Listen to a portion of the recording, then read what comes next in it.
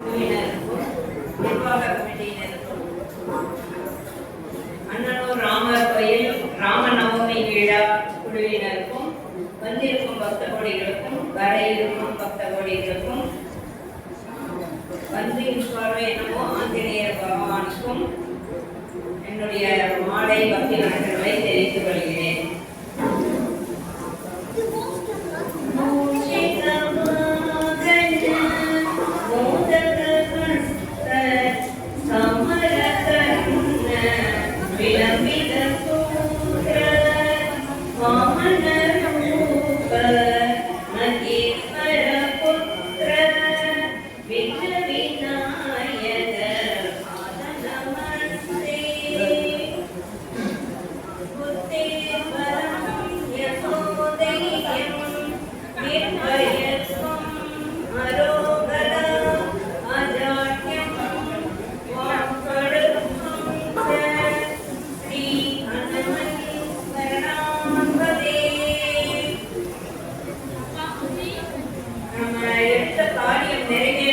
இந்த ஸ்லோகம் சொன்னா அது நல்லபடியா நடக்கும்.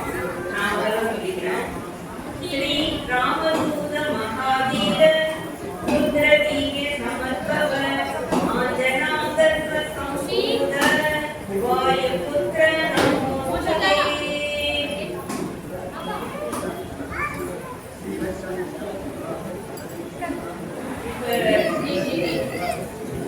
முதலா ராமநாமம்ங்கிறது வந்து சிவபெருமான் வந்து பார்வதி தேவிக்கு சொல்றாரு. ஏன்னா ராமாயணத்துல பீஷ்மர் போர்க்களத்தில் அம்புப்படுக்கையில படுத்திருக்கும் போது அவர் வந்து விஷ்ணு சகஸ்ர நாமம்னு 1000 நாமங்களை ராமர் விஷ்ணு சம்பந்தமான ராம நாமங்களையும் சேர்த்து சொல்றாரு. 1000 நாமங்களை சொல்றாரு. அது வந்து லோக நன்மைக்காக லோக சேமத்துக்காக சொல்றாரு. அதுல வந்து 31 நாமங்கள் வந்து ராமருக்கானது. 391 இருந்து 421 வரைக்கும் ராமருக்கான நாமங்கள். அந்த நாமங்களை சொன்னான்னா போன உயிர் கூட திரும்பி வரும். அந்த மாதிரி நாமங்கள். இந்த விஷ்ணு சகஸ்ர நாமம் வந்து எல்லாராலையும் எப்பவும் சொல்ல முடியாது. வயசானவங்க இல்ல உடம்பு சரியில்லாதவங்க அவங்களாலே தான் தொடர்ந்து 1000 நாமங்களை சொல்ல முடியாது. அதனால வந்து பார்வதி தேவி என்ன பண்ணாங்க, சிவபெருமான்கிட்ட ஒரு நாள் கேட்கிறாங்க, இந்த விஷ்ணு சகஸ்ர நாமத்துக்கு சமமான ஒரு நாமம் ஏதாவது ஒண்ணு சொல்லுங்க, சுலபமா இருக்கணும் எல்லாருக்கும் அப்படின்னு சொல்லி கேட்கும். அவர் வந்து ஸ்ரீ ராம ராம ராமேதி ரமே ராம ராமே மனோரமே சகஸ்ர நாம தத்துல்யம் ராம நாம வரானே அப்படின்னு சொல்றாரு. நாமத்தோட பெருமையே ராம் தான். இந்த ராமநாமத்தை மட்டும் நம்ம சொன்னா போதும் அப்படிங்கிறார். இது அது எப்படி போதும்? ராமநாமத்தை மட்டும் சொன்னா ஒரு தடவை சொன்னா போதுமா? சமஸ்கிருதத்துல வந்து யா வரிசையில வந்து 2வது எழுத்து ரா, அப்புறம் பா வரிசையை வந்து பா பா பா மான்னு 5வது எழுத்து வந்து மா. இந்த ரெண்டும் சேர்த்து ராமா அப்படின்னு சொல்லி சொல்லலாம். இந்த 2 பெருக்கல் 5 ராமாங்கும் போது 2 பெருக்கல் 5 10,000. இப்போ 10 தானே வந்திருக்கு. அப்போ வந்து 3 தடவை சொல்லணும். ராம ராம ராமன் போது 10 பெருக்கல் 10 பெருக்கல் 10 1000 தடவை வரும். 1000 சகஸ்ரநாமத்துக்கு சமம்னா ரொம்ப சமம் சொல்ல முடியாது. விஷ்ணு சகஸ்ரநாமம் தான் உயர்ந்தது. இருந்தாலும் நம்ம சுலபமா நம்ம கடைபிடிக்கிறதுக்கு இந்த மாதிரி ராம ராம ராமன் சொல்லலாம். நாராயணாய வந்து 2வது எழுத்தும் ரா. அதே மாதிரி நமச்சிவாயில மா வருது. இப்ப மாவை எழுதுதா நமச்சிவாயில ஒண்ணு இல்லைன்னு அர்த்தம். நாராயணாயில வந்து நம்ம ராவை எழுதுட்டோம்னா எந்த கதியும் இல்லைன்னு அர்த்தம். அர்த்தமே இல்லாம போயிடும். அதனால அந்த ரொம்ப தாரக மந்திரம்னு சொல்றேன். இந்த ராமங்கிறது எத்தகைய காவியா இருந்தாலும் இந்த ராமநாமத்தை ஜபிச்சாங்கன்னா, இல்ல அந்த பாடலை வந்து ஒரு தடவை கேட்டாலோ இல்ல படிச்சாலோ இல்ல பாடினாலோ இல்ல ஒரு வரிய பாடினா கூட அந்த பரமபலத்தையே அடைஞ்சுவாங்க. இப்ப ராமகாலையில மறக்காம அவங்க பாராயணம் பண்ணிட்டே இருந்தாங்கன்னா அன்னதானம், பூமி தானம், தண்ணி தானம், பசுதானம், பொன் தானம் இதெல்லாம் செய்யறதுக்கு சமமா இருக்கும். அந்த உயர்ந்தல் ராமநாமம், இந்த தாரக மந்திரம். எடுத்ததே இந்த ராமாவதாரம் தான்.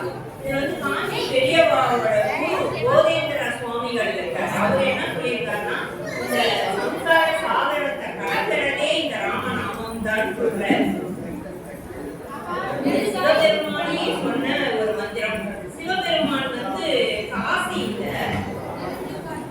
ராமருக்கு பூஜை பண்றாரு, ராமநாமத்தை சொல்றாரு. அதே மாதிரி ராமேஸ்வரத்துல வந்து சிவன் நாமத்தை சொல்றாங்க, ராமர் வந்து சிவ பூஜை பண்றாரு. இப்ப காசியில என்ன விசேஷம்னா, அங்க இறக்குற எல்லா ஜீவராசிகளும் வலது காலம் வந்து அபாயத்தை நோக்கியும் இடது காலம் தரையை நோக்கியும் தான் இருக்குமா. அந்த ஜீவராசிகளை இறந்த ஜீவராசிகளை சிவபெருமான காசி விஸ்வநாதரும் விசாலாட்சியோட வந்து மடியில கிடத்திட்டு அது வந்து காலில ராமநாமம் சொல்லுவாங்க. அது அவ்வளோ விசேஷம் அப்படின்னு சொல்லி சொல்றாங்க. சிவபெருமானே ராமநாமம் சொன்னார். இன்னொன்று வந்து பிரதோஷ டைம்ல வந்து சிவன் கோயில்ல ராமநாமம் சொல்றவங்க கூட்டம் ஜாஸ்தியா இருக்கும்.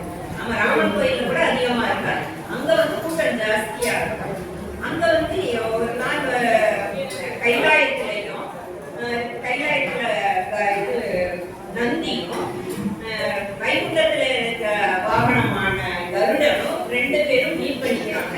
என்னன்னு தெரியல, இந்த பிரதோஷ நேரத்துல மட்டும் சிவபெருமானும் இவர் நாராயணனும் ஓய்வு எடுத்துக்கிறாங்க. என்னதான் நடக்குதுன்னு யாரையுமே பார்க்க மாட்டேங்கிறாங்க அப்படின்னு சொல்லி அங்க வந்து பேசிக்கிறாங்க ரெண்டு பேரும். சரி, நாங்க ரெண்டு பேரும் இடம் மாதிரி போய் பார்ப்போம் அப்படின்னு சொல்லி ரெண்டு பேரும் கருடன் வந்து கைலாயத்துக்கும் வைகுண்டத்துக்கு நந்தியும் போறாங்க.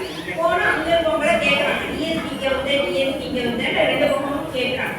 அப்புறம் எல்லாம் பார்த்தா கொஞ்ச நேரம் அமைதியா பார்த்தாதான் தெரியுது, பிரதோஷ டைம்ல 4:30 5 காலம் வரைக்கும் கைலாயத்துல வந்து ஓம் நமோ நாராயணான்ற ஒளி கேட்குது. இதே வைகுண்டத்துல வந்து ஓம் நம சிவாயன்னு ஒளி கேட்குது. இப்ப அதுக்கப்புறம் தான் ரெண்டு வாக்கனங்களும் ரெண்டு பேரும் புரிஞ்சுக்கிட்டாங்க, அரியும் அரணும் ரெண்டு ஒண்ணுதான் அப்படின்னு சொல்லி புரிஞ்சுக்கிட்டாங்க. அதனால நாமளும் தெரிஞ்சுக்கோம், ரெண்டு ஒண்ணுதான், வேற வேற இல்லை. ரெண்டு அரியும் அரணும் கிடையாது. அதே மாதிரி திருச்செந்தூர்ல வந்து செந்தலி வேலனும் அப்புறம் கன்னியாகுமரி அம்மன், கன்னியாகுமரியிலையும் சிங்கேரியில சாரதாம்மாள், பத்ரி நாராயணன், நர்த்தன விநாயகர் எல்லாருமே கையில ஜபமாட வச்சுட்டு ராமநாமம் ஜபிக்கிறாங்கன்னு சொல்லி புரந்தரதாசர் சொல்றாரு. தியாகராசர் என்ன சொல்றாருன்னா, ஒரு தடவை தஞ்சாவூர்ல வந்து பக்தர்கள் எல்லாம் வந்து நாராயணனுக்கு பூஜை பண்ணிட்டு இருந்தாங்க. பூஜை பண்ற டைம்ல எல்லாம் பூவெல்லாம் வந்து அன்னைக்கு கிடைக்கல, வில்வம் தான் இருந்துச்சு. வில்வத்தை எப்படி நாராயணனுக்கு பூஜை அர்ச்சனை பண்ணுவாரு? நாம வந்து சிவனுக்கு தானே அர்ச்சனை பண்ணுவோம் வில்வத்தை அப்படின்னு சொல்லி யோசிச்சுட்டு நாம யாரை போய் கேட்கறது? சரி, நம்ம சாமியே கேட்டுருவோம்னு சொல்லிட்டு நாராயணனே கேட்கிறாங்க. என்னதான் பண்றதுன்னு தெரியல எங்களுக்குன்னா, சைவமும் வைணவமும் ரெண்டு ஒண்ணுதான், இங்க வில்வமும் ஒண்ணுதான், எனக்கு படைக்கும் போது எல்லா மலர்களும் ஒண்ணுதான், அதே மாதிரி சிவனுக்கு படைக்கும் போது எல்லாமே ஒண்ணுதான், அதனால நீங்க தான் வித்தியாசம் பாராட்டுறீங்க, அதனால பண்றான்னு சொல்லி சொல்றாரு. இதை வந்து தியாகராசர் சொல்றாரு, சைவமும் வைணவமும் ஒண்ணு சேர்ந்தாதான். அப்புறம் விஸ்வாமித்திரர் என்ன சொல்றாருன்னா, ஒரு தடவை ராமருக்கு வந்து உபதேசம் பண்றாரு. 30 முக்கோடி தேவர்களையும் சித்தி பண்ணி அவருக்குள்ள வந்து உபதேசம் பண்றாங்க ராமருக்கு. அப்ப வந்து முதல் யாகம் எல்லாம் வளர்க்குறாங்க. முதல் தேவதை வந்துச்சு, யாகம் பண்ண ஆரம்பிச்ச உடனே முதல் தேவை வந்தாச்சு. அப்புறம் எல்லாம் மீனுக்கு பொறி போடுற மாதிரி அக்னி குண்டத்துல வந்து எல்லாம் பட்டு கொழுக்கட்டை தாவரங்கள் எல்லாம் போடுறாங்க. போட போட போட ஒவ்வொரு முக்கோடி தேவர்களையும் 30 முக்கோடி தேவர்கள் ஒவ்வொருத்தரா வராங்க. வந்து எல்லாம் இங்கேயே இருந்துக்கிறாங்க, போக மாட்டேங்கிறாங்க திரும்பி. அப்புறம் என்ன பண்றதுன்னு தெரியல, யாருமே போக மாட்டேங்கிறாங்களே. விஸ்வாமித்திரர் வருவாங்க. அப்பதான் வந்து ராமர் சொல்றாரு, எனக்குள்ளேயே நான் பண்ணிக்கிறேன் அப்படின்னு சொல்லி